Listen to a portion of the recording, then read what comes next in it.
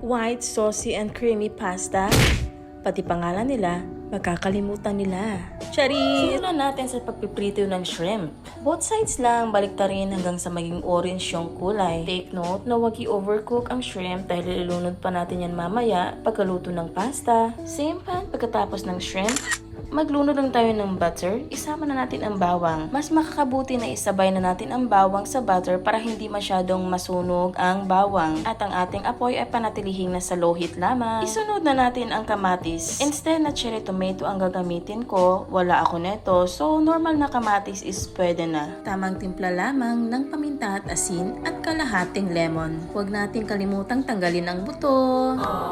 At this moment, kung pinapanood mo pa ang video ko, ibig sabihin ay nagustuhan mo. I-comment naman Mars kung nagustuhan mo ang recipe ko. Pero kung hindi mo nagustuhan, it's okay, no problem. Proceed na tayo sa ating next step, mga Mars. Sa isang pan, magpakulo lang ng tubig. Ang ipapakulo nating tubig ay base lang kung gaano kadami ang ating pasta. At dahil konti lang ang aking pasta, konti lang din ang aking tubig. Lagyan lang natin ng oil para hindi magkabulbul ang ating pasta. Siya nga pala, wag natin kalimutang i-check kung ilang minutes ang procedure sa pagluluto ng ating pasta. Nakadepende kasi yon sa ating pastang ginagamit.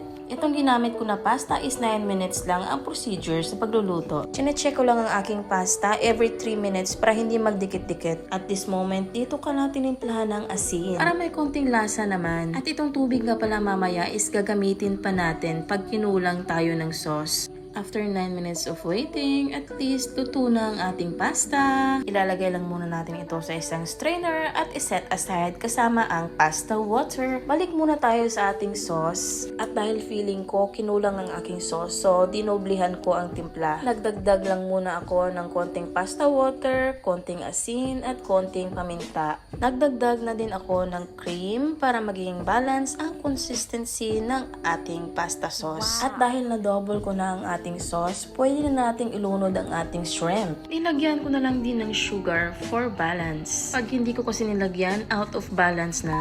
Isama na din natin ang parsley for complete recipe. At ngayon, pwede na nating ilagay ang ating pasta.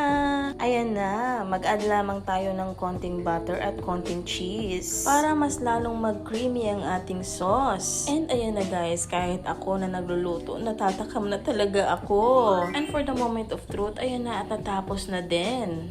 O, diba? Sino ka dyan? Anong pangalan mo? Naalala mo pa ba ang pangalan ng jowa mo? Charis! Ayan na, tikman na natin. Kakalimutan yung pangalan nyo.